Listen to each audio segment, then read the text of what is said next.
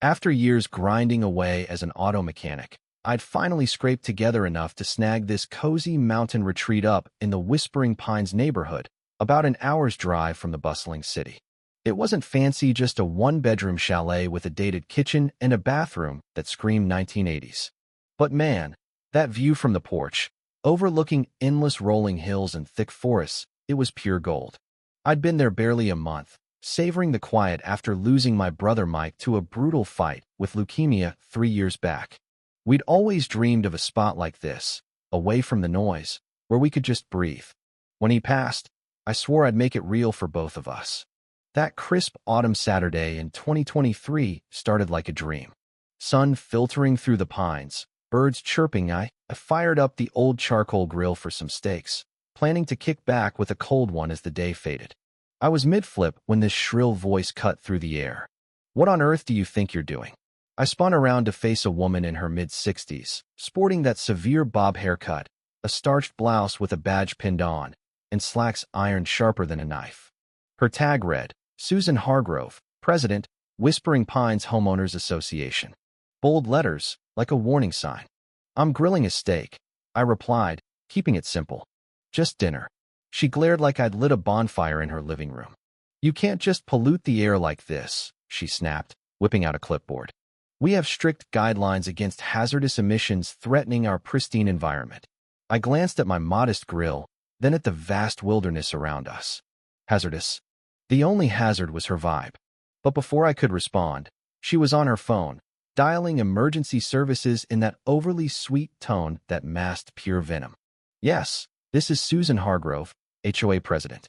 I'm reporting a severe air quality violation, toxic fumes endangering the whole community." The timeline etched itself into my brain. For 12 p.m., grill lit. 4:15, Susan storms in. 4:16, the call. By 4:23, sirens wailed up the winding road. Cops and firefighters piled out, only to stare at my setup in disbelief. The lead officer, a grizzled vet named Ramirez, eyed the grill, then Susan, then me.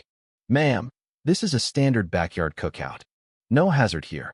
But what floored me was his weary sigh. "Again, Mrs. Hargrove? How many false alarms this month?" It hit like a gut punch. This wasn't her first rodeo. She was a serial waster of resources, turning petty gripes into emergencies. As they drove off, Susan shot me a look of pure malice before marching away, muttering about enforcement. I sat with my now charred steak, staring at a faded photo of Mike and me hiking as kids, all grins and freckles. "What now, bro?" I whispered. His voice echoed in my head. "Don't roll over, Alex. Fight for your damn peace." That night, I dove into local forums and social groups. The posts chilled me. Susan still ruling with an iron fist? She hounded me out. Forced Emily to sell after endless fines. Watch your back. This wasn't random. It was a reign of terror.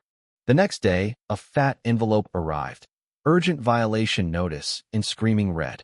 Inside, a $150 fine for unauthorized atmospheric pollution via open flame cooking. Signed with a dramatic flourish by Susan Hargrove. It cited some obscure rule I'd never seen in the original bylaws.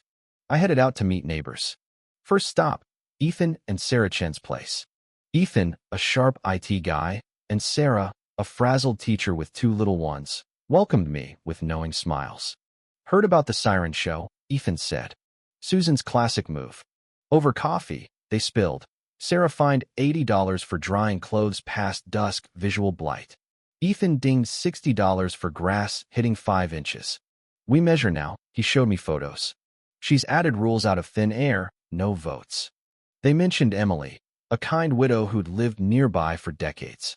Susan buried her in citations, fence color off, bird feeders, noisy, until weekly inspections broke her. Emily fled to her sons in Arizona, selling cheap. My stomach twisted. This was calculated exile. I fired off an email demanding full financials, citing transparency clauses. Susan's reply? An emergency HOA summit. Attendance mandatory for troublemakers. The tension built like a storm.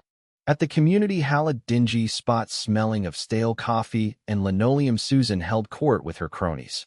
Robert Klein, the jittery VP, and Laura Bennett, the secretary who fidgeted like a cornered animal. About 20 residents showed, murmuring uneasily. Susan launched into a tirade on upholding values, glaring daggers at me. Mr. Thompson's flagrant disregard threatens us all. I stood, heart pounding. Actually, where's this pollution rule in the founding docs?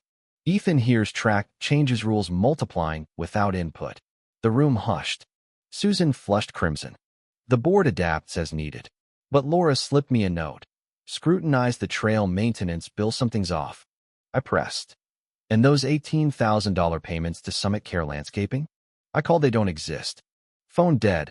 Address a vacant field. Chaos erupted. Whispers turned to shouts. What about our dues? Fake company? Susan stammered, packing files frantically. This is slander. She bolted, Robert and Laura trailing like shadows. But Robert's flinch, his red eyes, they screamed guilt. Retaliation hit hard. Fake reviews tanked my repair shop. Scammer stole my data. Overcharged and wrecked my engine. Posted overnight from Susan's IP, per Ethan's trace. Clients bailed, bills piled. Then Ethan uncovered the bombshell. Susan owned 7 properties via Shell's Mountain Vista Holdings, Ridgeview Partners. A $4.1 million deal loomed with upscale condo developers. She'd harass owners into selling low, flip for profit. My chalet? Prime hilltop spot, her jackpot. Deeper, her son Tyler owed $220,000 in mob-linked gambling debts. Desperation fueled her greed. Vandalism followed me, SUVs, windows shattered. False 911s. Drug labs spotted. Threats to Sarah's teaching gig. Isolation crept in. Ethan begged off, fearing for his family. But Mrs. Harrington, the sweet octogenarian who'd backed Susan, confessed over tea. She helped my siding, then tricked me into signing power of attorney docs. Could sell my home anytime. Robert appeared, flash drive in hand. I've enabled her for years. $60,000 embezzled. Emails to developers, harassment logs. I can't anymore. Evidence mounted, forged invoices, coerced sales. We called a showdown meeting. Packed hall, air electric. I presented slides, fake firms, secret buys, the condo plot. Voices rose. She threatened me weekly, drove me bankrupt. Laura broke. I knew, but feared her wrath. Susan snarled, witch hunt by an outsider. But cornered, she fled amid booze. Her fury peaked. More smashings, anonymous tips. We filmed a raw 52-minute expose-me grill story. Interviews with victims, Robert's tearful mea culpa. Uploaded late one night. It exploded. 3 million views. News frenzy. Probes launched, DA, state AG, even feds. Susan's empire crumbled. Deal axed. Assets seized. $60,000 recovered. Cuffed and led away. She glared at me, eyes blazing defeat. We rebuilt. New HOA, transparent, fair. I stepped up as prez reluctantly. Our first hilltop potluck. Laughter, shared grills, healing. Calls poured in from strangers battling similar tyrants. Reforms swept states, empowering communities. But was Susan just evil, or a desperate mom saving her son? Did I go too far exposing her, ruining lives in the crossfire? What if HOA power grabs like this hide darker family secrets everywhere? Drop your hot takes below. Should desperate crimes get leniency? Ever faced a neighborhood dictator? Like if this fired you up, comment your war stories, and subscribe for more real-life showdowns that hit home.